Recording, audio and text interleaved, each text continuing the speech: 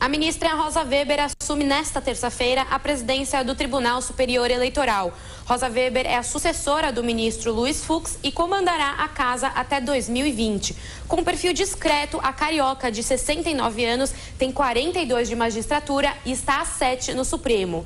Ela assume a presidência do TSE apenas 2 meses antes das eleições, um período decisivo em que os registros de candidatura serão analisados pela Corte Eleitoral. A magistrada também assume o cargo na véspera da entrega do registro do ex-presidente Lula para as eleições deste ano. Em abril, os holofotes se voltaram a Rosa Weber durante o julgamento do habeas corpus do petista no Supremo Tribunal Federal. A aposta nos bastidores era de que o voto da ministra seria determinante para o destino de Lula. Rosa Weber votou contra o pedido de habeas corpus da defesa do petista. Eu enfrento este habeas corpus nos exatos termos que fiz em todos os outros que desde 2016 me têm sido distribuídos, reafirmando que o tema de fundo, para quem pensa como eu, há de ser sim revisitado, mas no exercício do controle abstrato de constitucionalidade, vale dizer, nas ADCs da relatoria do ministro Marco Aurélio, em que essa Suprema Corte,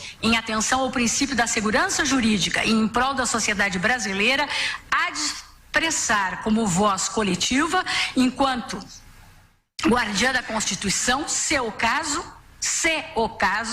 outra leitura do artigo 5º, 57 da Lei Fundamental. Acompanho, pois, no âmbito deste habeas corpus, o voto do eminente relator, a quem renovo minhas homenagens, denegando a ordem. É como voto, senhora presidente. Em julho, Rosa Weber já havia experimentado os deveres de um presidente do Tribunal Superior Eleitoral. Durante o recesso do Judiciário, a ministra presidiu a corte e, na ocasião, negou o pedido do Movimento Brasil Livre para tornar Lula inelegível. A magistrada argumentou que o ex-presidente ainda não era formalmente candidato e, portanto, não havia razão para cassar o registro. A ministra Rosa Weber foi eleita como presidente do TSE em junho deste ano e tem como vice o ministro Luiz Roberto Barroso.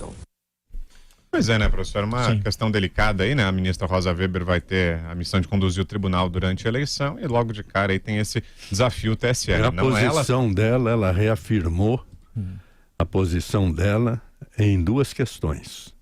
Quando ela analisa um habeas corpus e quando ela analisa uma ação declaratória de constitucionalidade.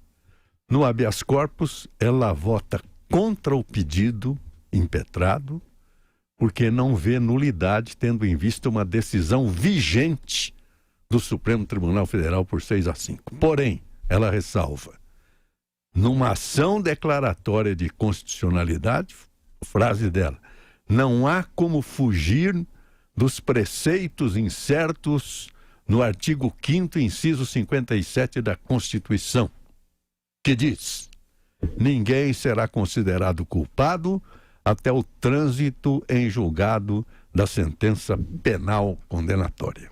Agora no campo estritamente eleitoral, né, ela vai assumir, vamos ver. Na verdade, eu já falei várias vezes, eu sei que alguns não gostam, mas não tem nenhum problema, as grandes democracias não têm justiça eleitoral. Então eu queria que alguém me apresentasse, porque tem coisa que só... Quando ela nasceu, a justiça eleitoral, ela nasceu em 1932. Teve o Código Eleitoral, que foi muito importante, 1932. Por quê? Porque até então, durante a Primeira República, ou República Velha, como alguns chamaram a posteriori, o voto era descoberto, você, portanto, não tinha voto secreto, só votavam os homens, as eleições eram marcadas pela fraude. Então, o surgimento da justiça eleitoral naquela conjuntura foi um grande avanço.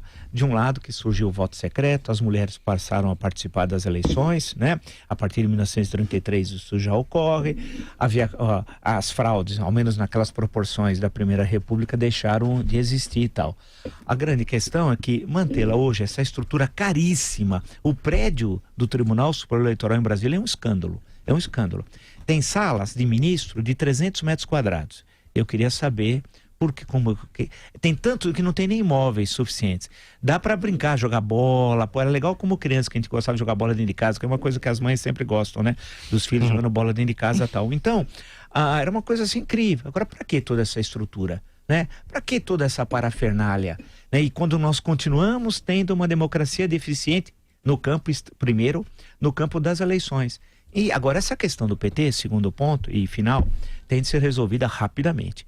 tudo indica que o bom senso vai fazer com que a inscrição é dia 15, eles vão esperar às 19 horas, vai ser às 18h59 a inscrição. Pode ser um pouco antes, porque pode cair a internet, né? Dá um problema, né? Deve ser um pouquinho antes. Então, vão escrever. E vai ter de ser resolvido rapidamente. Eu tenho quase a certeza, o bom senso diz isso, que antes da propaganda gratuita do 31 de agosto, a questão está resolvida. Tem de ser assim. Não é possível começar a campanha no horário gratuito 31 de agosto com Lula candidato. Aí vai ocorrer essa substituição, que já é conhecida de todos, né? Haddad, candidato a presidente, e vice a Manuela tal.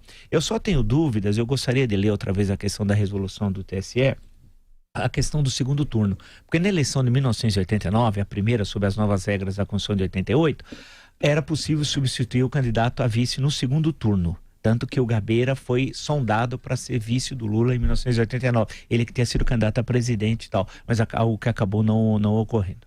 É interessante notar, desculpa, não tinha avisado que a esquerda já começa a introjetar o Haddad como candidato, né? Apesar dessa papagaiada aí do registro do Lula, vai ter um debate hoje com presidenciáveis, começa hoje daquele pessoal do Baixo Augusta, site Catraca Livre, que são aí expoentes da esquerda, e o Haddad é o primeiro entrevistado já como presidenciável.